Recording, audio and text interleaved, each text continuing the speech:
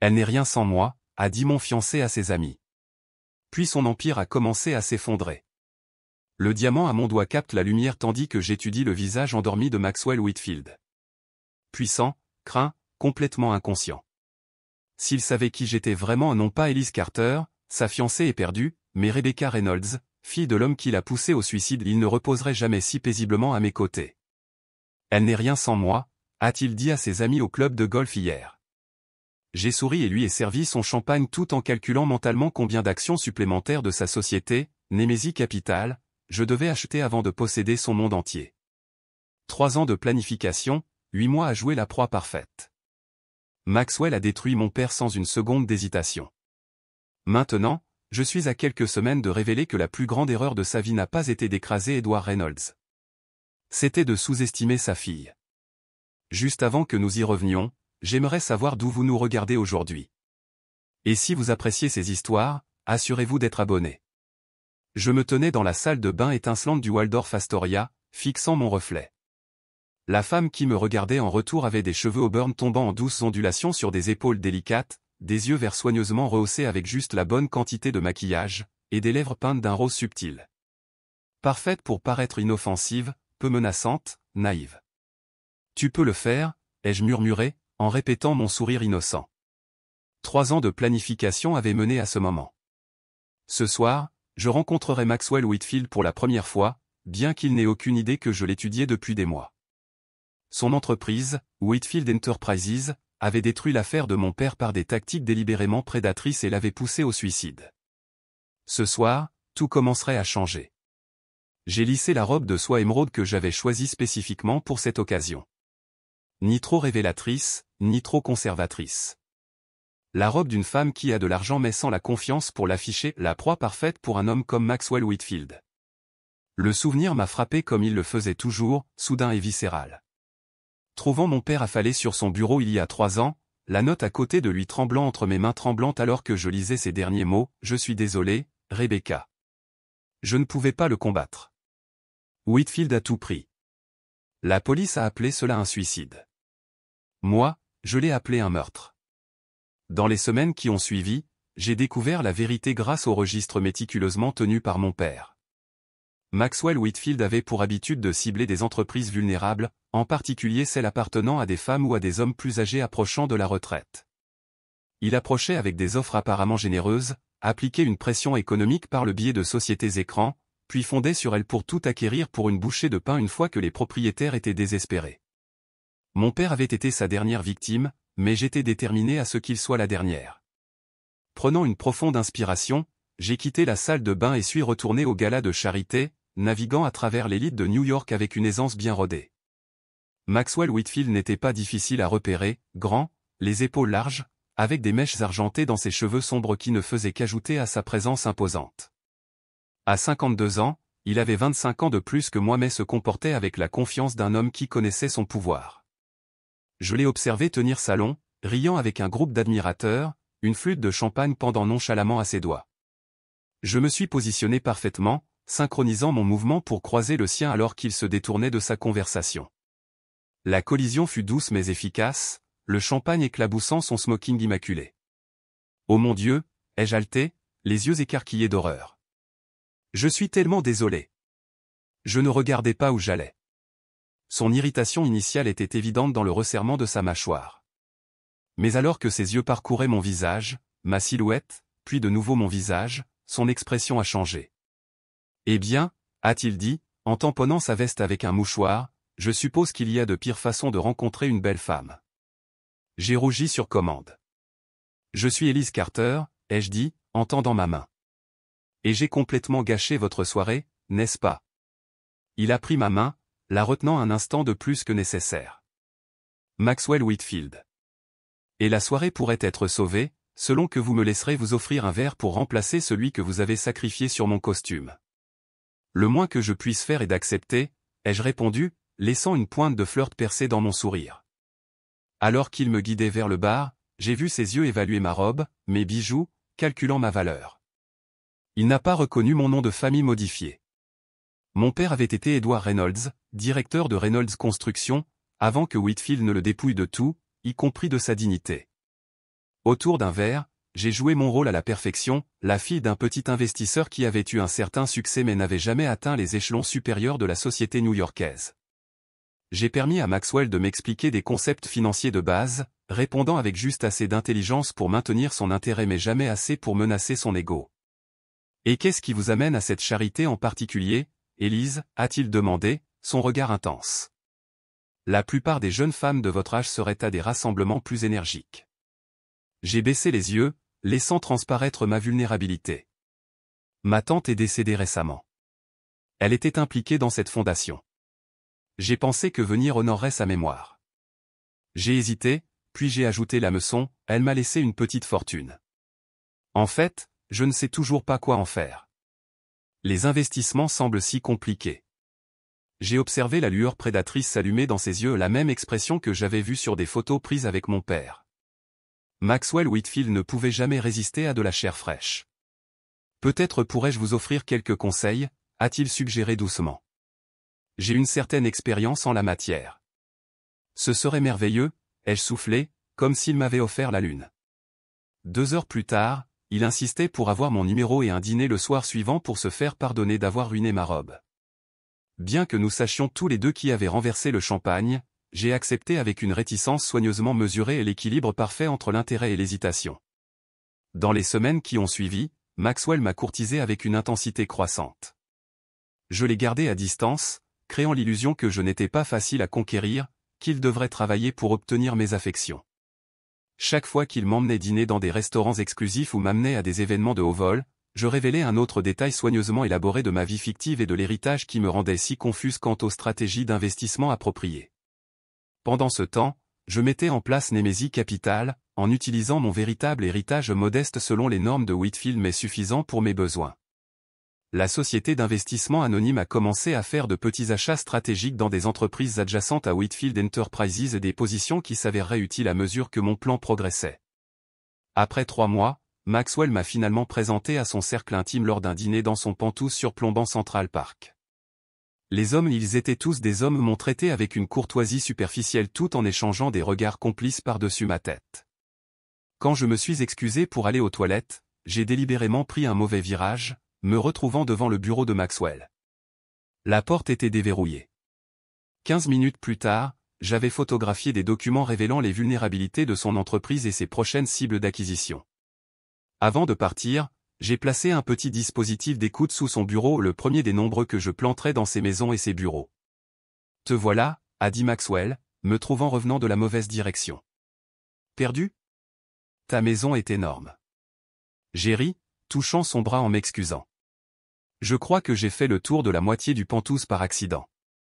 Il a gloussé, passant un bras possessif autour de ma taille. « Eh bien, je serais heureux de te montrer la chambre principale plus tard, » m'a-t-il chuchoté à l'oreille. J'ai de nouveau rougi, en me reculant. Maxwell, nous en avons discuté. Je suis traditionnel sur certaines choses. Il a soupiré mais a hoché la tête. Ma résistance ne faisait que le désirer davantage, un risque calculé de ma part, mais qui le maintenait fermement accroché.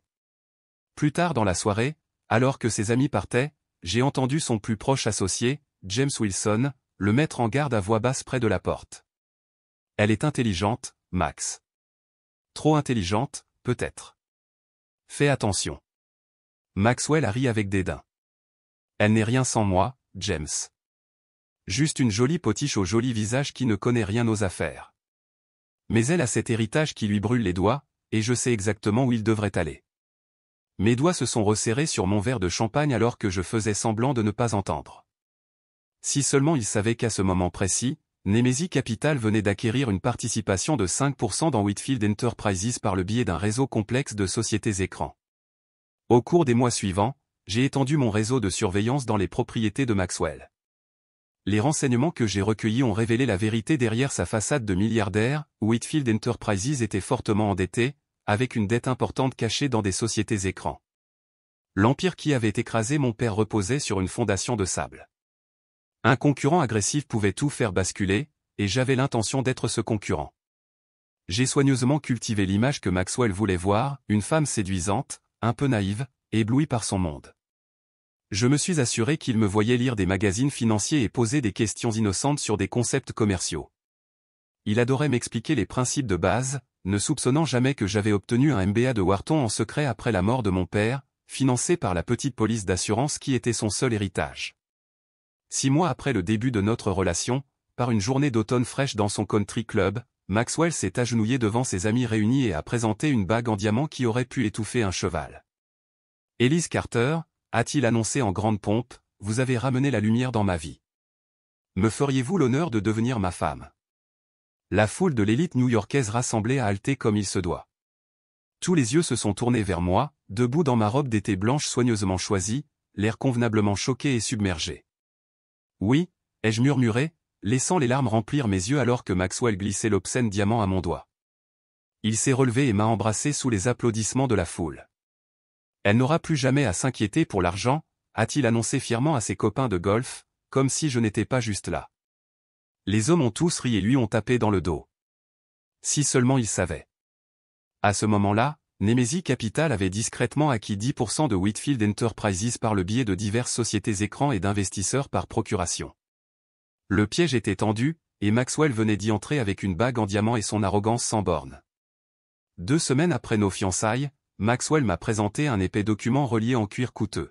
« Juste une formalité, ma chérie », a-t-il dit, en faisant glisser le contrat de mariage sur sa table à manger.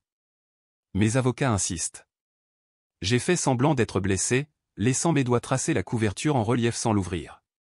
Je pensais que nous nous faisions confiance, Max, il ne s'agit pas de confiance, a-t-il dit, son ton devenant condescendant. Il s'agit de protection. Tous les hommes dans ma position ont ces accords. Cela ne veut rien dire. J'ai maintenu mon hésitation pendant exactement 3 jours, assez longtemps pour l'inquiéter, mais pas au point qu'il devienne méfiant. Pendant ce temps, mes propres avocats ont identifié des lacunes subtiles mais critiques que nous pourrions exploiter plus tard. Quand j'ai finalement signé, je me suis assuré d'avoir l'air légèrement larmoyante. Je t'épouse par amour, pas pour l'argent, lui ai-je dit, en battant des cils, alors même que son avocate me lançait des regards apitoyés de l'autre côté de la table. Pauvre fille naïve, les yeux de la femme semblaient dire. Vous n'avez aucune idée de ce dans quoi vous vous engagez. Si seulement elle savait. Avec nos fiançailles annoncées dans toutes les bonnes publications, Maxwell a commencé à m'inclure davantage dans les événements professionnels, mais me présentait toujours comme « ma belle fiancée » plutôt que par mon nom. Lors d'une vente aux enchères caritatives la semaine suivante, j'admirais un tableau quand j'ai senti le regard de quelqu'un sur moi. Je me suis retourné pour trouver une femme saisissante dans la cinquantaine qui m'observait avec des yeux bleus perspicaces. « Je sais ce que vous faites », a-t-elle dit sans préambule. Mon cœur a raté un battement, mais j'ai gardé mon sang-froid. Excusez-moi.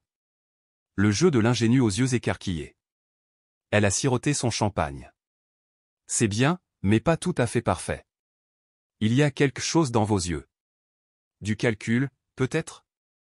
Je me suis raidi, me préparant à me défendre, quand elle a ri doucement. Ne vous inquiétez pas, votre secret est en sécurité avec moi. Je voulais voir Maxwell Whitfield se faire abattre depuis des années. Elle a tendu la main. Sophia Winters. Le nom m'a immédiatement frappé. Vous étiez l'associé de mon père avant que Maxwell ne me force à partir? Oui.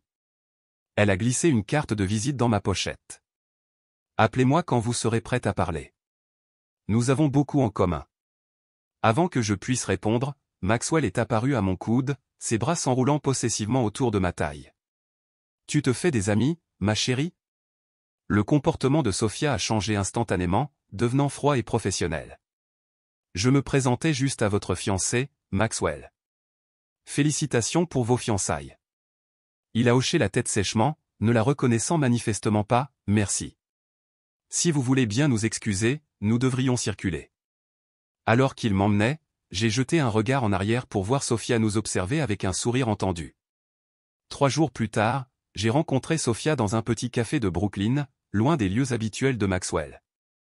Elle est arrivée pile à l'heure, vêtue d'un tailleur bleu marine impeccable qui témoignait d'une richesse et d'une autorité discrète. « Vous avez accompli quelque chose de remarquable », a-t-elle dit après que nous ayons commandé du café. « Vous approchez de lui sans éveiller les soupçons. »« Je planifie cela depuis 3 ans, ai-je répondu, abandonnant complètement le jeu de la naïve pour la première fois depuis des mois. C'était comme enlever un masque suffocant. Il a détruit l'entreprise de mon père en utilisant des sociétés écrans pour saper ses contrats et ses relations avec les fournisseurs, a expliqué Sofia. Quand j'ai essayé de riposter, il m'a fait mettre sur liste noire dans tout le secteur. Je rassemble des preuves de ces activités illégales depuis des années, mais je n'ai pas les ressources pour agir. J'ai des ressources, ai-je dit, mais j'ai besoin de plus d'informations internes. Sofia a souri, une prédatrice reconnaissant une autre de son espèce. Je pense que nous pouvons nous entraider. Notre alliance s'est formée cet après-midi-là. Elle fournirait des renseignements de son réseau d'anciens employés de Whitfield qui lui étaient toujours fidèles, et je fournirai le soutien financier par l'intermédiaire de Nemesis Capital. Ensemble, nous avons commencé à élaborer une stratégie pour démanteler l'empire de Maxwell, brique par brique. Grâce aux renseignements de Sofia, Nemesis Capital a commencé à cibler les filiales les plus rentables de Maxwell, le surenchérissant sur des acquisitions cruciales et débauchant ses employés clés avec de meilleures offres. La planification de mon mariage offrait la couverture parfaite pour de fréquents voyages de shopping, qui étaient en réalité des réunions d'affaires avec Sofia et d'autres alliés que nous recrutions en cours de route. Maxwell est devenu de plus en plus stressé à mesure que les revers commerciaux mystérieux s'accumulaient. Sa façade parfaite a commencé à se fissurer, révélant le vrai personnage en dessous.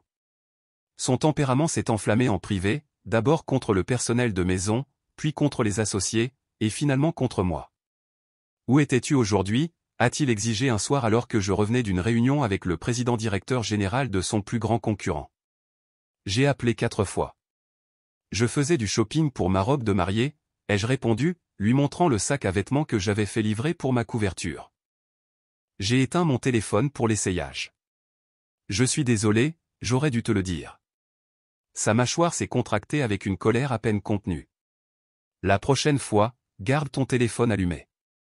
J'avais besoin de toi. Bien sûr, ai-je dit doucement, notant avec satisfaction comment sa main tremblait légèrement alors qu'il se versait un scotch. La pression commençait à l'atteindre. J'ai documenté chaque exemple de son comportement volatile avec des caméras cachées et des appareils d'enregistrement et des preuves pour plus tard, lorsque j'aurai besoin de convaincre le conseil d'administration de son instabilité. Grâce au contact de Sofia et à mes propres enquêtes, j'ai découvert le secret le plus sombre de Maxwell.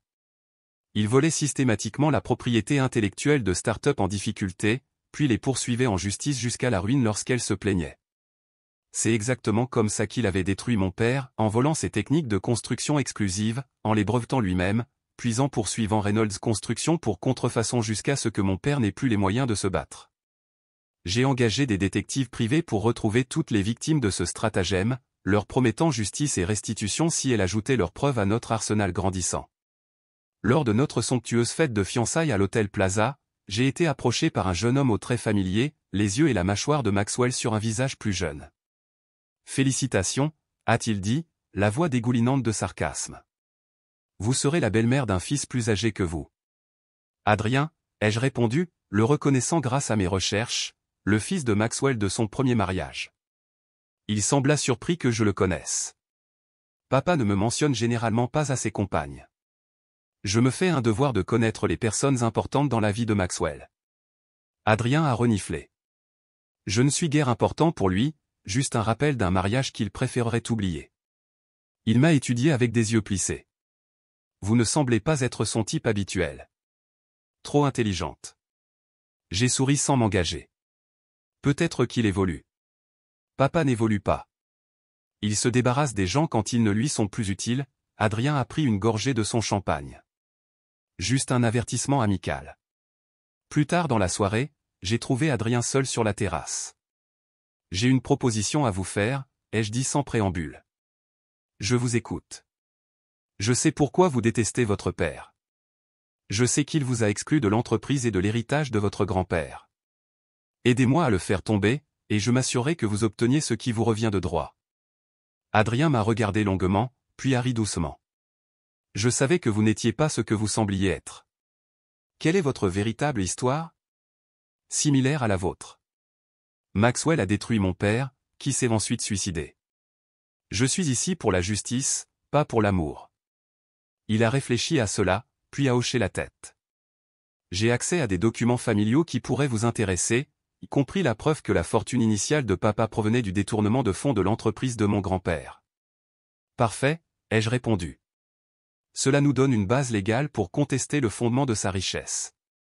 À ce stade, Nemesis Capital possédait 25% de Whitfield Enterprises, pas encore une participation de contrôle, mais assez pour avoir une influence significative. Lorsqu'un vote crucial du conseil d'administration approchait concernant l'acquisition d'une start-up technologique avec des brevets de valeur, Maxwell devait s'assurer que tous les actionnaires étaient alignés. « J'ai besoin que tu me fasses confiance sur ce coup, Élise », a-t-il dit la veille du vote, n'expliquant rien sur l'accord réel. « C'est important pour notre avenir. »« Bien sûr, mon chéri », ai-je accepté gentiment, alors même que j'utilisais les relations de Sophia pour rallier les votes d'opposition parmi les petits actionnaires que nous avions identifiés comme ayant des griefs contre Maxwell. Le vote a échoué de manière spectaculaire, coûtant à Maxwell un accord de 500 millions de dollars.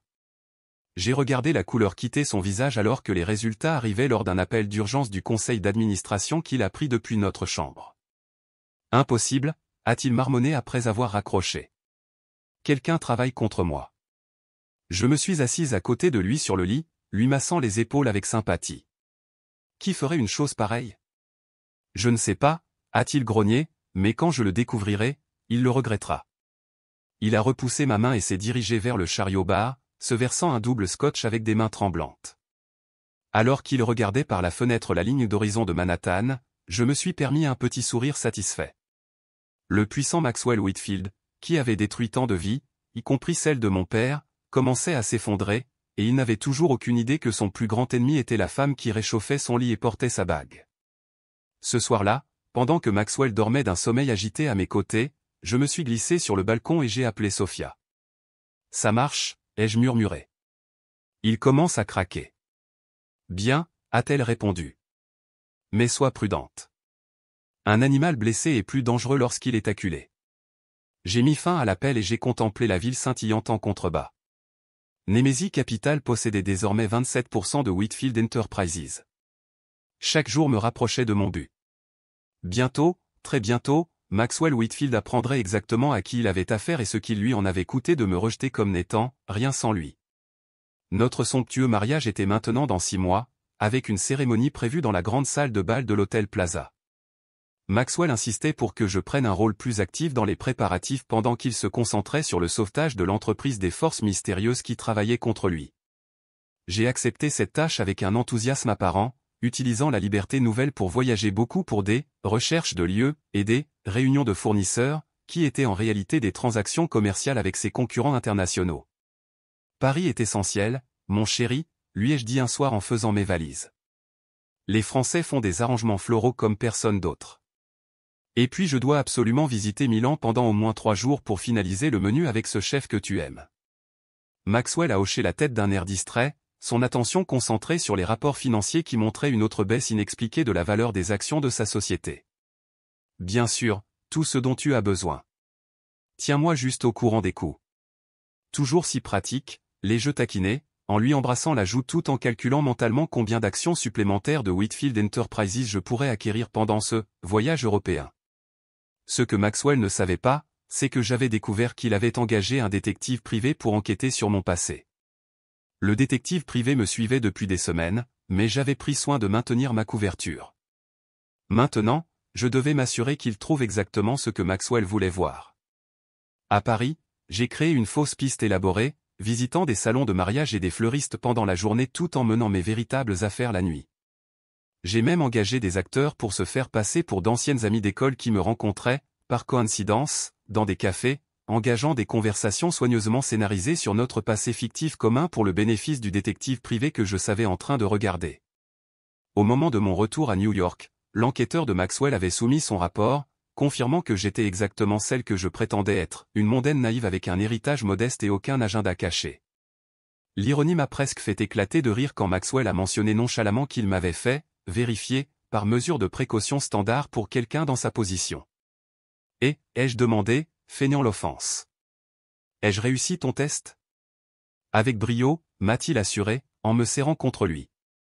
Tu es exactement celle que tu dis être. C'est rare dans mon monde. Si seulement il savait à quel point c'était rare. Au fil des semaines, le bras droit de Maxwell, Victor Thompson, a commencé à soupçonner que quelque chose n'allait pas avec les mouvements des actions de la société. Je l'ai entendu avertir Maxwell lors d'un dîner dans notre propriété des Hantons. Quelqu'un acquiert systématiquement des actions par le biais de sociétés écrans, a dit Victor à voix basse alors qu'il se tenait au bord de la piscine, ignorant qu'un de mes appareils d'enregistrement était caché dans les herbes ornementales voisines. Les schémas sont trop délibérés pour être une coïncidence. Maxwell a balayé ses inquiétudes d'un geste de la main. Probablement Jenkins de Marp. Il a toujours eu un œil sur ma société. Je ne pense pas, a insisté Victor. C'est plus sophistiqué. Nous devrions enquêter davantage. Cela devenait dangereux. Victor était plus perspicace que Maxwell, moins aveuglé par l'arrogance. Je devais le neutraliser rapidement. Au cours de ce même week-end, j'ai remarqué une tension entre Victor et sa femme, Diane, les signes subtils d'un mariage en difficulté que j'étais devenue experte à identifier pendant mes années de préparation. J'ai pris soin de me lier d'amitié avec elle, lui suggérant de déjeuner en ville. La semaine suivante, autour de martini dans un restaurant exclusif, j'ai doucement orienté notre conversation vers son mariage. Ce doit être difficile, ai-je dit avec sympathie, d'être marié à quelqu'un qui travaille si étroitement avec Maxwell. Les exigences doivent être sans fin. Diane a soupiré, l'alcool déliant sa langue. Vous n'avez aucune idée. Victor n'est jamais à la maison. Et quand il y est, il est distrait. Toujours inquiet pour l'entreprise. Maxwell a mentionné à quel point Victor est précieux, ai-je incité. Il gère toutes les affaires financières sensibles, n'est-ce pas? La fierté a encore relâché sa retenue.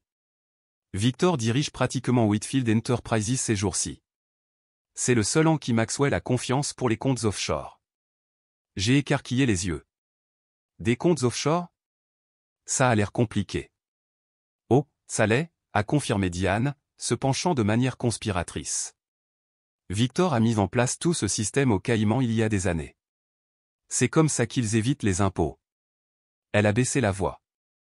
Et entre nous, je pense que Victor détourne un peu d'argent depuis des années. Il pense que je ne sais pas pour le deuxième appartement à Miami.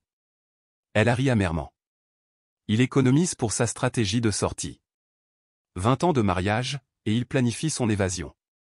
À la fin du déjeuner, j'avais assez d'informations pour détruire à la fois Victor et son mariage.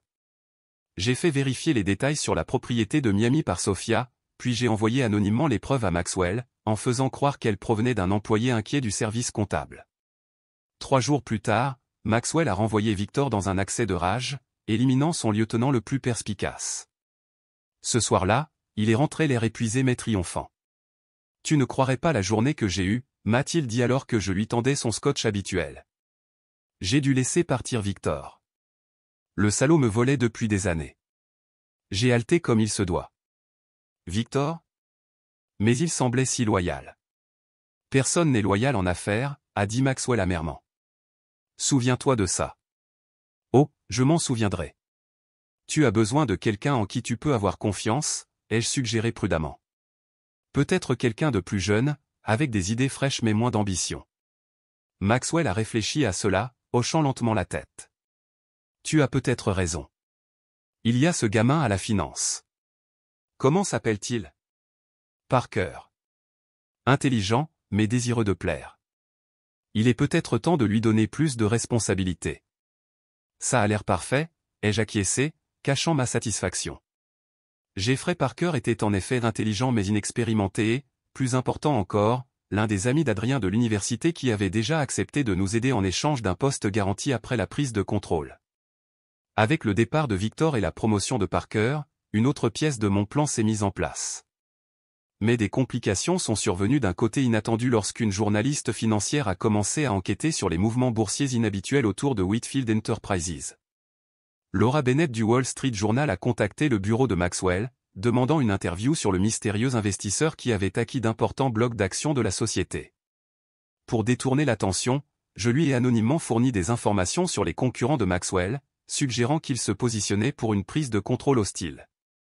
L'exposé qui en a résulté s'est entièrement concentré sur les rivalités de l'industrie, détournant l'attention de Nemesis Capital et de mes véritables intentions. Pendant ce temps, la santé de Maxwell a commencé à souffrir sous le stress croissant. J'ai remarqué les signes, le sommeil interrompu, l'augmentation de la consommation d'alcool et des tremblements occasionnels des mains. Lors d'un moment particulièrement vulnérable après une réunion difficile du conseil d'administration, il m'a avoué ses craintes alors que nous étions au lit. L'entreprise n'est pas aussi solide que tout le monde le pense, a-t-il admis, sa voix rauque de fatigue. Trop de dettes, trop d'ennemis. Si elle échoue, nous n'avons rien. Tout ce que je possède est lié à Whitfield Enterprises. J'ai caressé ses cheveux d'un air apaisant, tout en enregistrant secrètement sa confession avec l'appareil dans ma table de chevet. Elle n'échouera pas, les jeux assurés. Tu es trop intelligent pour laisser cela arriver. Je ne suis plus sûr que cela suffise, a-t-il murmuré avant de sombrer dans un sommeil agité. À ce stade, Nemesis Capital contrôlait 40% de Whitfield Enterprises par le biais de diverses sociétés écrans et procurations. J'ai fait entrer Sophia en tant que présidente directrice générale de l'une de nos plus grandes sociétés écrans, la positionnant pour devenir une actrice clé lorsque nous prendrions finalement le contrôle. Pendant ce temps, j'ai convaincu Maxwell de mettre certains de ses actifs personnels à mon nom à des fins fiscales. C'est logique, lui ai-je dit au petit déjeuner, en lui montrant la proposition que mon conseiller financier avait préparée. Si nous séparons une partie de tes avoirs personnels de l'entreprise, nous créons un filet de sécurité. Maxwell a examiné les documents avec scepticisme. Cela mettrait la maison des Hantons et la collection d'art à ton nom. J'ai écarquillé les yeux innocemment. Est-ce un problème? Nous serons bientôt mariés. Ce qui est à toi est à moi, non? Il a ri, le son creux d'épuisement. Bien sûr que non. Je te fais entièrement confiance. Il a signé les papiers sans les lire entièrement, manquant les clauses qui l'empêcheraient de récupérer ses actifs sans mon consentement explicite. Alors que notre plan s'accélérait, Maxwell est devenu de plus en plus paranoïaque. Il a mis en place des mesures de sécurité extrêmes dans ses bureaux et a commencé à garder des secrets, même pour moi. J'ai joué la fiancée blessée tout en utilisant l'accès d'Adrien pour continuer à recueillir des renseignements de l'intérieur du cercle intime de Maxwell. À un moment crucial du 4e trimestre, les partenaires japonais de Maxwell ont menacé de se retirer d'un accord qui sauverait sa division européenne en difficulté. En désespoir de cause, il s'est tourné vers moi pendant le dîner dans notre pentouse. Le groupe Nakamura se retire, a-t-il dit, repoussant son assiette, intacte. Sans leur investissement, la restructuration européenne échoue, et nous perdons tout. J'ai posé ma fourchette, en prenant soin de montrer juste la bonne dose d'inquiétude. Et ces relations familiales que tu me dis toujours de cultiver? Ma cousine au second degré a fait un stage pour une organisation commerciale japonaise l'année dernière. Peut-être qu'elle connaît quelqu'un qui pourrait t'aider. Maxwell m'a regardé avec un espoir désespéré. Tu ferais ça pour moi? Bien sûr, mon chéri. Je passerai quelques appels ce soir. Ce qui s'est passé ensuite a été le coup le plus audacieux de mon plan jusqu'à présent. J'ai négocié directement avec le groupe Nakamura en tant que dirigeante anonyme de Nemesis Capital, obtenant des conditions favorables qui nous donnaient encore plus de contrôle sur l'entreprise de Maxwell en échange de la mise en confiance de la société japonaise sur la prise de contrôle à venir. Quand l'accord est mystérieusement revenu à la vie 3 jours plus tard, Maxwell était extatique. « Tu es mon porte-bonheur », a-t-il déclaré, en m'embrassant passionnément. Je ne sais pas ce que tu leur as dit, mais ça a marché. J'ai juste aidé à faire le lien, ai-je objecté. Ta réputation a fait le reste. Maxwell était si reconnaissant de mon aide avec les Japonais qu'il a avancé la date de notre mariage. J'ai besoin de toi à mes côtés maintenant, plus que jamais, a-t-il dit, en m'embrassant le front alors que nous étions au lit cette nuit-là. Faisons en sorte que ça arrive plus tôt. J'ai accepté avec enthousiasme, sachant que cela n'arriverait jamais. Cette nuit-là, après qu'il se soit endormi, j'ai finalisé l'achat qui a porté la participation de Nemesis Capital à 48%, juste en dessous de la participation de contrôle. Le point de bascule approchait plus vite que même moi je ne l'avais prévu. En regardant le visage endormi de Maxwell, marqué par le stress et l'âge, je n'ai ressenti qu'une satisfaction froide. Bientôt, très bientôt, il comprendrait exactement ce que c'était que de tout perdre, tout comme mon père. Notre mariage était maintenant dans 2 mois à peine. Maxwell avait insisté pour accélérer le calendrier, désespéré d'avoir de bonnes nouvelles dans sa vie alors que son entreprise continuait son mystérieux déclin. J'ai suggéré que nous organisions un petit dîner de famille dans son pentouse pour réunir tout le monde avant la cérémonie. Excellente idée, a convenu Maxwell, visiblement fatigué après une autre journée à combattre des ennemis invisibles. Nous inviterons Adrien, ma sœur Barbara, et bien sûr, James et sa femme. J'ai hoché la tête, formulant déjà mon plan. Parfait. Je m'occupe de tout. Le dîner était élégant mais intime, exactement comme je l'avais prévu. J'avais fait des recherches méticuleuses sur chaque invité, identifiant les vieux ressentiments et les rivalités qui pouvaient être exploités. Mon arme de choix était l'alcool, gardant les verres remplis pendant que je restais lucide, plaçant stratégiquement les invités pour maximiser l'attention. J'ai assis Barbara à côté de James, sachant qu'ils avaient eu une brève liaison pendant le divorce de Barbara, ce que Maxwell ignorait. J'ai positionné Adrien directement en face de son père, leur relation tendue remplissant immédiatement l'air de tension. Alors, Adrien, ai-je dit innocemment pendant le plat principal, Maxwell me dit que tu te fais un nom dans l'investissement technologique. Maxwell a froncé les sourcils. Quand est-ce que je t'ai dit ça? Tu ne l'as pas fait? J'ai cligné des yeux. J'ai dû le lire quelque part. Ton fils est très accompli. Adrien a haussé un sourcil. Surpris que tu l'aies remarqué, papa. Tu n'as pas vraiment suivi ma carrière. Peut-être si tu étais resté dans l'entreprise familiale au lieu de t'enfuir en Californie, a répondu Maxwell sèchement.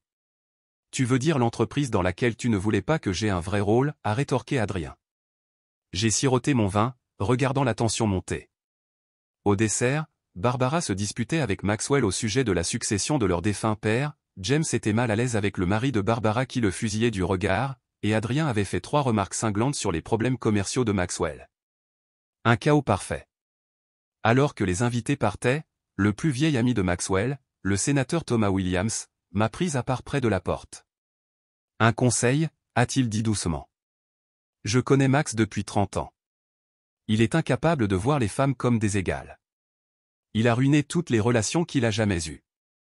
J'apprécie votre inquiétude, ai-je répondu, en appuyant sur le bouton de mon bracelet qui activait le dispositif d'enregistrement caché dans mon collier. Il utilise les gens, Élise, il l'a toujours fait. Quand ils ne lui sont plus utiles, il s'en débarrasse. Le sénateur a jeté un coup d'œil vers le salon, où Maxwell se versait un autre scotch. Fais juste attention. Merci, sénateur. Je m'en souviendrai. L'enregistrement s'avérerait utile plus tard, d'autant plus que le sénateur avait accepté des pots de vin de Maxwell pendant des années pour faire passer des lois favorables à Whitfield Enterprises. Un autre levier sécurisé. Une semaine après le dîner, j'ai orchestré une rencontre apparemment fortuite entre Sophia et Maxwell lors d'un événement caritatif au profit de l'éducation dans les communautés mal desservies. Maxwell était un donateur majeur, une déduction fiscale que ses comptables avaient recommandée, et j'avais suggéré que Sophia y assiste en tant que présidente directrice générale de l'une de nos sociétés écrans. Lorsqu'ils ont été présentés, j'ai observé attentivement les yeux de Maxwell passer sur Sophia sans un battement de cils, bien qu'il ait détruit sa carrière une décennie plus tôt. Sophia Winters, a dit le coordinateur de l'événement. Elle dirige Pinnacle Investment. Maxwell lui a serré la main de manière superficielle. Enchanté. Merci de soutenir la cause. Alors qu'il passait à autre chose pour saluer d'autres donateurs, j'ai vu l'expression de Sophia se durcir. Cet affront public, ne se souvenant même pas de la femme dont il avait ruiné la vie, lui a donné la motivation finale dont elle avait besoin pour s'engager pleinement dans notre plan. Il ne m'a même pas reconnu, a-t-elle dit plus tard alors que nous étions assises dans mon bureau secret en ville, loin de la surveillance de Maxwell. Il y a 10 ans, il a passé des mois à détruire systématiquement tout ce que j'avais construit, et il ne se souvient même pas de mon visage. C'est pour ça que nous faisons ça, lui ai-je rappelé. Les hommes comme Maxwell doivent apprendre qu'ils ne peuvent pas traiter les gens comme des objets jetables. Sous le prétexte de « faire les courses pour les cadeaux de mariage », j'ai organisé une réunion avec Gregory Barnes, président-directeur général du plus grand concurrent de Maxwell, Barnes Consolidated. Nous nous sommes rencontrés dans un salon privé chez Berdorf Goodman, officiellement pour discuter d'un cadeau de mariage personnalisé, en réalité pour négocier la phase finale de notre plan de prise de contrôle. Votre proposition est intrigante, a dit Barnes, en examinant les documents que j'avais fournis. Whitfield est une épine dans mon pied depuis des années. Mais pourquoi venir me voir? Vous êtes sur le point d'épouser cet homme. Disons simplement que j'ai des raisons personnelles de vouloir voir Whitfield Enterprises transformé, ai-je répondu. Je vous offre une feuille de route détaillée pour l'acquisition avec une condition non négociable, tous les employés en dessous du niveau exécutif gardent leur emploi. Il ne s'agit pas de dommages collatéraux. Il s'agit de justice. Barnes m'a étudié avec un respect nouveau. Vous n'êtes en rien comme ce que les rumeurs de l'industrie suggéraient. Cela a été à mon avantage, ai-je dit avec un sourire froid. La réunion s'est terminée par une poignée de main. Barnes se tiendrait prêt à annoncer publiquement un partenariat avec la nouvelle direction de Whitfield Enterprises une fois que nous aurions achevé notre prise de contrôle. Alors que son entreprise continuait à se débattre mystérieusement, Maxwell est devenu de plus en plus dépendant de moi émotionnellement. Pour la première fois, il m'a incluse dans de vraies discussions d'affaires, désespéré d'avoir une nouvelle perspective. « Que penses-tu de ce plan de restructuration » a-t-il demandé un soir, étalant des documents sur notre table à manger. Je les ai étudiés attentivement, puis j'ai offert des suggestions apparemment innocentes qui accéléreraient en fait la vulnérabilité de son entreprise, déplacer des actifs clés dans des divisions qui seraient plus faciles à séparer lors de notre prise de contrôle, retarder les investissements qui auraient renforcé sa position. « Tu as une intuition remarquable pour quelqu'un sans expérience des affaires » a-t-il dit, en me regardant avec un mélange de gratitude et de suspicion croissante. Je lui ai embrassé la joue. Je suppose que j'ai beaucoup appris rien qu'en t'écoutant. La partie la plus délicate de mon plan consistait à ramener Adrien dans l'orbite de Maxwell. J'ai suggéré que Maxwell offre à son fils la direction de la division de la côte ouest, qui était en difficulté depuis que son précédent directeur était parti brusquement après avoir été débauché par l'une des sociétés écrans de Nemesis Capital. Adrien a fait ses preuves dans le secteur de la technologie, ai-je souligné. Il a les compétences dont tu as besoin, et cela guérirait la rupture entre vous. Maxwell était méfiant mais si désespéré d'avoir une direction compétente qu'il a acceptée. Je lui offrirai le poste, mais je doute qu'il accepte. Il a clairement fait savoir qu'il ne veut rien avoir à faire avec moi. Laisse-moi lui parler, ai-je offert. Parfois, il est plus facile d'entendre ces choses de quelqu'un d'extérieur au drame familial. Quand j'ai rencontré Adrien dans un café tranquille de Brooklyn, sa réponse initiale a été exactement ce à quoi je m'attendais. Vous devez plaisanter, a-t-il ri. Travailler pour mon père? L'homme a saboté tous les mouvements de carrière que j'ai jamais faits. Il ne s'agit pas de l'aider, ai-je expliqué. Il s'agit de te positionner pour la suite. Quand nous prendrons le contrôle, tu seras déjà en place pour diriger la division que tu aurais dû hériter il y a des années. Adrien a réfléchi à cela, puis a hoché lentement la tête. Une approche de cheval de Troie. J'aime ça. En une semaine, il a accepté l'offre de Maxwell, mettant immédiatement en œuvre des changements qui semblaient productifs mais qui préparaient en fait la division pour notre prise de contrôle, réorganiser les structures hiérarchiques, mettre à jour les systèmes avec des logiciels qui nous donneraient un accès dérobé, et identifier les employés fidèles à Maxwell qui devraient être licenciés. Un mois avant le mariage, le magazine Fortune a publié un article d'investigation remettant en question la stabilité de Whitfield Enterprises, soulignant ses mouvements boursiers inhabituels et suggérant des troubles internes. L'action a chuté de 12% en une seule journée. Maxwell était frénétique, essayant d'identifier la source de la fuite tout en gérant les appels paniqués des investisseurs. Je l'ai trouvé dans son bureau à domicile à minuit, la cravate desserrée, les cheveux en désordre, fixant les rapports financiers avec des yeux injectés de sang. « Viens te coucher », les yeux pressés doucement. « Tu as besoin de repos. »« Quelqu'un essaie délibérément de me détruire », a-t-il grogné. Cet article contenait des informations internes que seules quelques personnes connaissaient. Je me suis perché sur le bord de son bureau, en prenant soin de cacher ma satisfaction. Serait-ce ce nouveau chef de la sécurité que tu as embauché après le départ de Victor? Il semble mal à l'aise avec toi. Maxwell a levé les yeux brusquement. Williams? Que as-tu remarqué? J'ai haussé les épaules délicatement. Juste de petites choses. Il te regarde toujours en réunion. Et n'a-t-il pas travaillé pour Barnes Consolidated avant de rejoindre Whitfield? La graine du doute plantée, je l'ai vu s'épanouir en certitude dans l'esprit épuisé de Maxwell. 2 jours plus tard, il a renvoyé le chef de la sécurité, s'isolant davantage des alliés potentiels qui auraient pu identifier la véritable menace. Mais ma planification minutieuse a heurté un obstacle inattendu la semaine suivante. En examinant des documents dans le bureau de Maxwell pendant sa course matinale, je ne l'ai pas entendu revenir plus tôt. La porte s'est ouverte alors que je photographiais ses notes privées sur une prochaine réunion du conseil d'administration. Maxwell s'est figé dans l'embrasure de la porte, son expression passant de la surprise à la suspicion en apercevant le tiroir de son bureau ouvert et des papiers étalés sur la surface. « Qu'est-ce que tu fais ici » a-t-il exigé. J'ai glissé le minuscule appareil photo dans ma paume, comptant sur les compétences que j'avais pratiquées pendant 3 ans. Je cherche un stylo qui fonctionne vraiment, ai-je dit avec agacement. Je dois finaliser le plan de table pour le mariage, et tous les stylos de cette maison semblent être à sec. J'ai brandi un stylo plume de son bureau. Même celui-ci, qui est cher, est inutile. Ses yeux se sont plissés, pas entièrement convaincus. Plus tard dans l'après-midi, je l'ai remarqué en train de vérifier les coins de la pièce, passant ses doigts sous le bord du bureau. Il a trouvé l'un de mes dispositifs d'écoute ce soir-là, le brandissant avec une fureur froide. Tu veux bien m'expliquer ça? Mon cœur s'est emballé, mais j'étais préparé à cette éventualité. J'ai fixé l'appareil, puis lui, laissant mes yeux s'écarquiller de douleur et de confusion. Qu'est-ce que c'est? Où as-tu trouvé ça? Sous mon bureau, a-t-il claqué. Un dispositif d'écoute. L'as-tu déjà vu?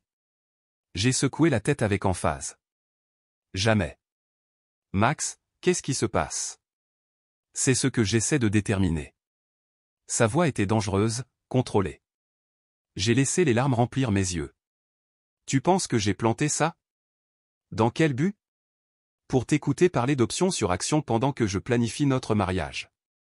Avant qu'il ne puisse répondre, j'ai eu un éclair d'inspiration. Attends, ne viens-tu pas de renvoyer ton chef de la sécurité? Celui qui avait accès à toutes les pièces de cet appartement? Celui qui travaillait pour ton plus grand concurrent avant de rejoindre Whitfield? J'ai vu le doute vaciller sur le visage de Maxwell. J'ai pressé mon avantage, laissant une larme couler sur ma joue. Je ne peux pas croire que tu me soupçonnerais, après tout. Peut-être que ton ami le sénateur avait raison à ton sujet. Qu'est-ce que Williams t'a dit, a exigé Maxwell, momentanément distrait. Que tu es incapable de faire confiance à qui que ce soit. Que tu vois la trahison partout. Je me suis détourné, les épaules secouées de sanglots convaincants. Peut-être devrions-nous reporter le mariage jusqu'à ce que tu décides si tu peux vraiment me faire confiance. Ça a marché. La suspicion de Maxwell a cédé la place à la culpabilité et à la peur de me perdre. Il m'a prise dans ses bras, s'excusant profusément. Bien sûr que je te fais confiance. Je suis juste sous une pression énorme. Tout le monde est vraiment contre moi. Pas tout le monde, ai-je murmuré contre sa poitrine, cachant mon sourire. Pas moi. Le lendemain, j'ai suggéré que Maxwell avait besoin de se vider la tête. Partons ce week-end. La maison du lac dans le Vermont. Pas de téléphone, pas d'affaires, juste nous. Il a hésité, puis a hoché la tête, l'épuisement évident dans chaque ligne de son visage. Tu as peut-être raison. Juste quelques jours. Ce week-end-là, alors que Maxwell était injoignable dans un endroit isolé avec un service de téléphonie mobile délibérément mauvais, Nemesis Capital a exécuté ses derniers achats, s'assurant 51% de la propriété de Whitfield Enterprises. Adrien m'a envoyé un texto d'un seul mot confirmant notre succès, fait.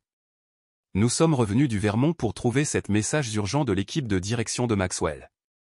Une réunion d'urgence du conseil d'administration avait été convoquée par le mystérieux actionnaire majoritaire, qui était resté anonyme jusqu'à présent. Maxwell m'a embrassé au revoir lundi matin, redressant sa cravate avec détermination. Ne t'inquiète pas, ma chérie. D'ici ce soir, j'aurai réglé ça. Il avait presque retrouvé son ancien air confiant. Personne ne déjoue Maxwell Whitfield. J'ai souri et l'ai aidé à redresser sa cravate. Bonne chance. Je sais que tu vas gagner.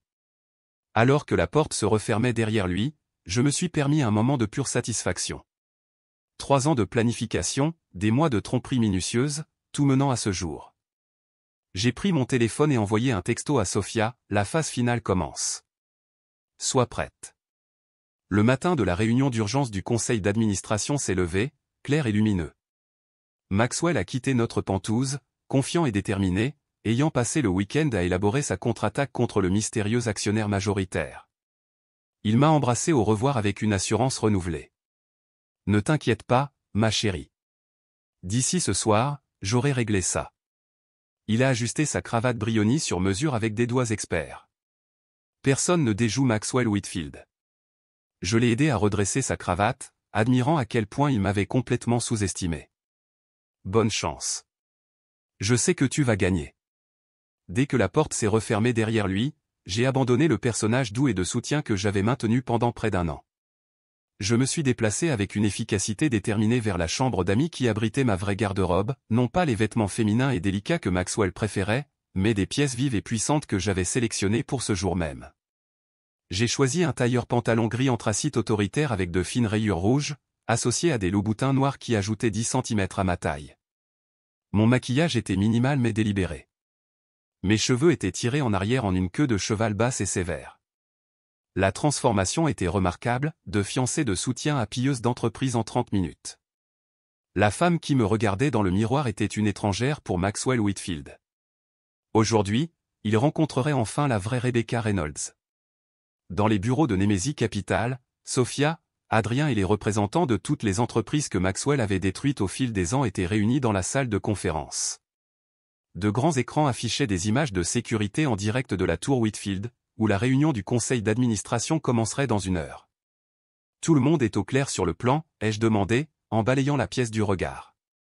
Des années de planification avaient mené à ce moment. Sophia a hoché la tête, ajustant son propre tailleur impeccable. En tant que présidente directrice générale de notre plus grande société écran, elle commencerait la réunion, gardant Maxwell en déséquilibre jusqu'à mon arrivée. Nous sommes prêts, a-t-elle confirmé.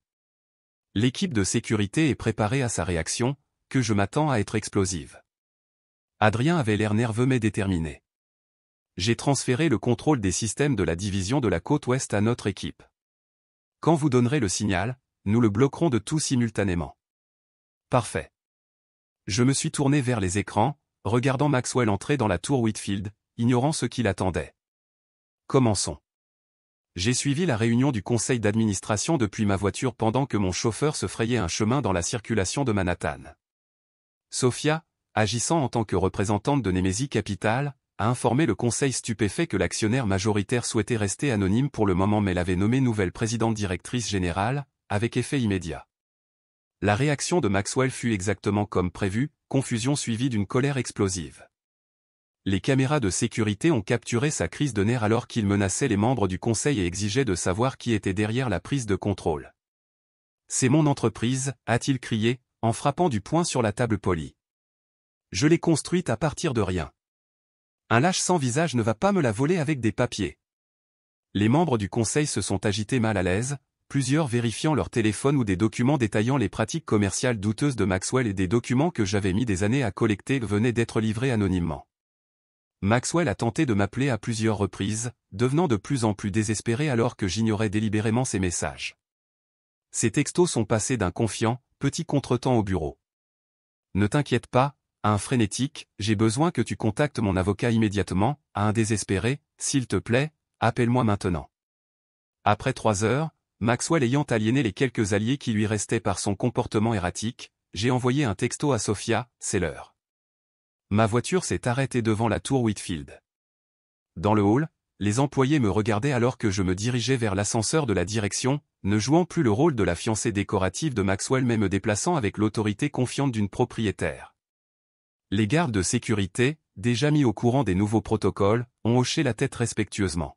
« Madame Reynolds », a dit l'un d'eux, utilisant mon vrai nom pour la première fois en près d'1 an. La salle du conseil est devenue silencieuse lorsque les portes se sont ouvertes. Maxwell me tournait le dos, sa posture rigide de fureur alors qu'il réprimandait le conseiller juridique du conseil. Il s'est retourné au silence soudain, son expression passant du soulagement à la confusion en voyant mon apparence transformée. « Élise ? Qu'est-ce que tu fais ici ? Et qu'est-ce que tu portes ?» J'ai pris le siège vide à la tête de la table son siège. « Messieurs, » ai-je dit calmement, ignorant complètement Maxwell, en tant qu'actionnaire majoritaire et nouvelle présidente du conseil d'administration de Whitfield Enterprises, j'aimerais me présenter correctement. J'ai regardé directement Maxwell en lui assénant le cou. Je m'appelle Rebecca Reynolds. Certains d'entre vous ont connu mon père, Edward Reynolds, dont l'entreprise et la vie ont été détruites par Monsieur Whitfield. Aujourd'hui, la justice boucle la boucle. La couleur a quitté le visage de Maxwell alors que la reconnaissance se faisait jour. Reynolds, a-t-il murmuré. Tu es la fille d'Edward. Celle dont vous avez détruit le fonds d'études universitaires. Celle qui a trouvé le corps de son père après que vos pratiques prédatrices l'ont poussé au suicide. Ma voix est restée stable, professionnelle. Celle que vous avez rejetée comme n'étant rien sans vous. Le choc de Maxwell a cédé la place à la rage. Il s'est jeté sur la table vers moi, en hurlant, espèce de manipulatrice. Tu m'as trahi. Sécurité. Ma sécurité l'a maîtrisé instantanément. Je suis resté parfaitement calme, ne sourcillant même pas, ce qui a davantage souligné son instabilité devant le conseil d'administration et les dirigeants de l'entreprise qui regardaient par vidéoconférence. Comme vous pouvez le voir, messieurs, ai-je continué comme s'il n'y avait eu aucune interruption, Monsieur Whitfield manque du tempérament nécessaire pour diriger cette entreprise. Mais ses défauts de caractère sont le moindre des problèmes que nous devons aborder aujourd'hui. J'ai fait un signe de tête à Sophia, qui a distribué des dossiers détaillés à chaque membre du conseil. Ces documents décrivent les activités illégales et systématiques de Monsieur Whitfield, la propriété intellectuelle volée, la corruption de fonctionnaires, y compris le sénateur Williams, le harcèlement d'anciens employés et, plus important encore, la fraude financière qui a maintenu cette entreprise à flot sur le papier alors qu'elle sombrait en réalité. Les membres du conseil ont feuilleté les documents avec une alarme croissante. Maxwell se débattait contre les gardes de sécurité, son visage déformé par la haine. « Vous n'avez rien » a-t-il craché. « Ce sont des mensonges. » « En fait, ai-je répondu, en faisant un signe de tête à Adrien, qui a activé un écran sur le mur, nous avons tout, y compris vos serveurs privés, auxquels votre fils a eu la gentillesse de nous donner accès. » Adrien s'est avancé, non plus le fils plein de ressentiment mais un dirigeant confiant. « Le cryptage n'était pas si complexe, papa. Tu as toujours utilisé l'anniversaire de maman pour tout. » Les yeux de Maxwell s'écarquillèrent de choc face à cette seconde trahison. « Adrien, tu l'as aidé à faire ça. Tu as volé mon héritage, » a répondu froidement Adrien. « Considère que je le récupère. » Je me suis retourné vers le conseil. Vous avez le choix, messieurs.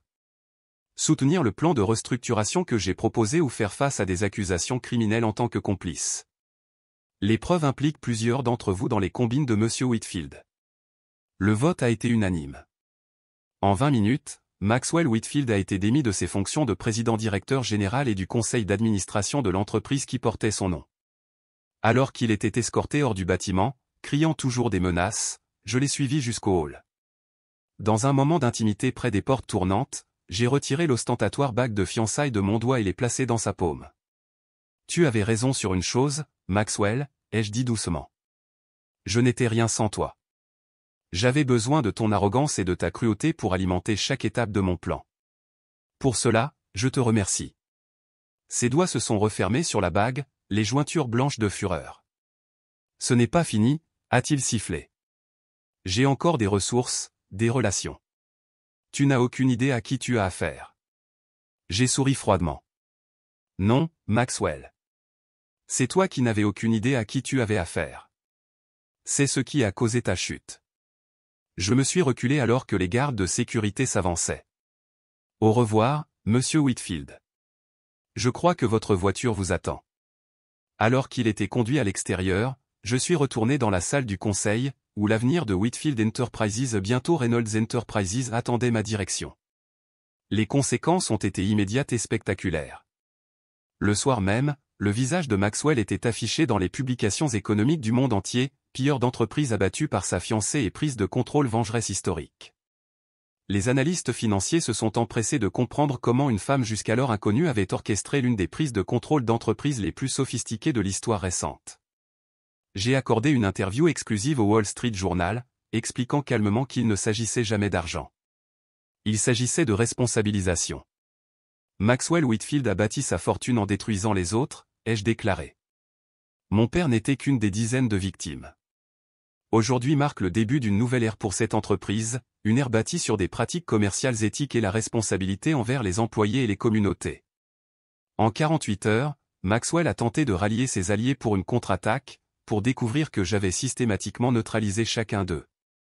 Le sénateur Williams a fait l'objet d'une enquête éthique sur la base de preuves de pot de vin. Le banquier de Maxwell s'est retrouvé sous audit. Son avocat a été confronté à des documents sur des conflits d'intérêts qui menaçaient sa licence. Chaque filet de sécurité avait été éliminé. J'ai emménagé dans le bureau d'angle de Maxwell et j'ai immédiatement commencé à mettre en œuvre des changements. Mon premier acte a été de créer un fonds pour indemniser tous les propriétaires d'entreprises et les employés qui avaient souffert des pratiques prédatrices de Maxwell. Le second a été de créer un programme de protection des lanceurs d'alerte au sein de l'entreprise pour s'assurer que personne ne pourrait plus jamais instaurer une culture de peur et d'intimidation.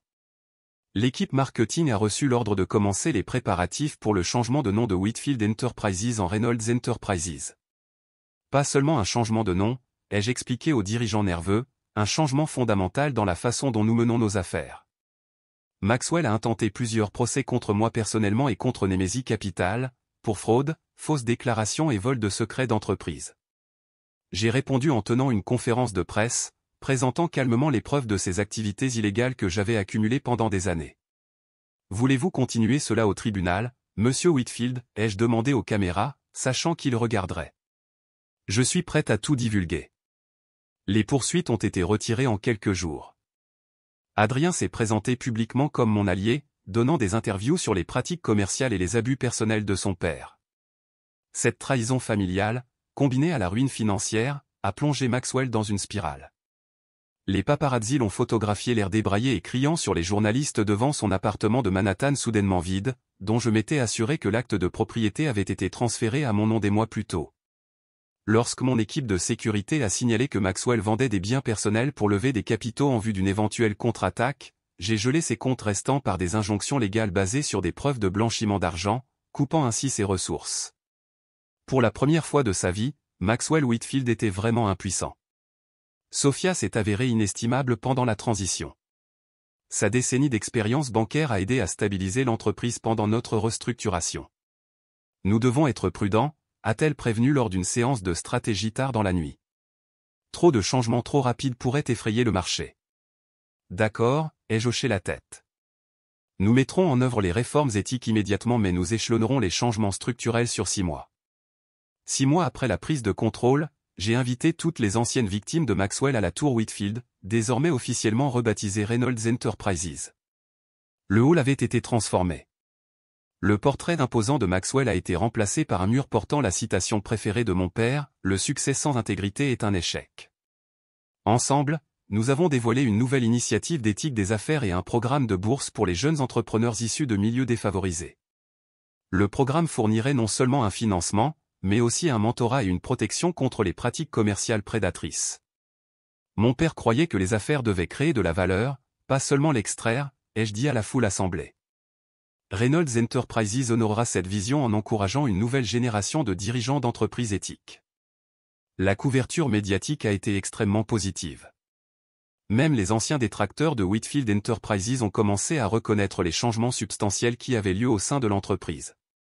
Les cours des actions, initialement volatiles après la prise de contrôle, se sont stabilisés et ont commencé à grimper à mesure que les investisseurs répondaient à notre approche transparente. Maxwell a fait un dernier geste désespéré, tentant de s'introduire dans mon pantouse dans un accès de rage alcoolique. Les images des caméras de sécurité de son arrestation sont devenues virales, le magnate des affaires autrefois puissant réduit à un intrus vociférant emmené menotté. Dans un moment de compassion qui m'a surprise moi-même, j'ai refusé de porter plainte. Au lieu de cela, je lui ai demandé d'entrer en cure de désintoxication dans le cadre d'un accord de règlement. Pourquoi ne pas l'enterrer complètement, a demandé Adrien quand je l'ai informé de ma décision. Parce qu'il ne s'agissait jamais de vengeance pour la vengeance, ai-je expliqué. Il s'agissait de justice et de restauration. Ton père a perdu tout ce qui comptait pour lui, son entreprise, sa réputation, son pouvoir. En faire un martyr ne servirait à rien. Un an jour pour jour après avoir pris le contrôle de l'entreprise, je me tenais sur le toit de Reynolds Enterprises au coucher du soleil, regardant la ligne d'horizon de Manhattan. Sophia m'a rejointe, portant une bouteille de champagne spéciale. Le préféré de ton père, a-t-elle dit, en me tendant un verre. Gardé pour les occasions spéciales. Nous avons trinqué en silence, regardant la lumière déclinante transformer les fenêtres de la ville en or. Il serait fier, a finalement dit Sophia. J'espère. J'ai pris une autre gorgée, sentant enfin le poids des 3 dernières années se lever. Mais ce n'est pas la fin. C'est juste le début. Que veux-tu dire? J'ai souri, révélant mon prochain plan. Nous créons un fonds d'investissement éthique ciblant spécifiquement les entreprises menacées par des sociétés prédatrices. Personne ne devrait avoir à traverser ce que mon père a traversé. Nous avons les ressources et les connaissances pour l'empêcher maintenant. La scène finale reflétait l'ouverture, moi me regardant dans un miroir, mais maintenant dans le bureau restauré de mon père. Je n'avais plus besoin de m'entraîner à avoir l'air naïf ou réservé. J'ai fait face à mon reflet avec confiance et détermination, la photographie de mon père sur le bureau derrière moi. Certains appellent ça de la vengeance, ai-je dit à sa mémoire. Moi, j'appelle ça de la justice. En me détournant du miroir, plusieurs écrans dans mon bureau surveillaient des cibles potentielles, d'autres dirigeants corrompus qui ne se doutaient toujours pas que leur nouvel investisseur, apparemment naïf, était en réalité leur némésie. L'Empire n'était pas seulement tombé. Il était né de nouveau avec un objectif qui transcendait le simple profit. Maxwell Whitfield avait eu raison sur une chose, j'avais été rien sans lui. Sa cruauté m'avait forgé en quelqu'un de plus fort et de plus déterminé que je n'aurais pu l'imaginer. Mais maintenant, j'étais quelque chose qu'il ne serait jamais, une force de changement positif dans le monde impitoyable où il avait prospéré. Et je ne faisais que commencer. Que sacrifieriez-vous pour la justice?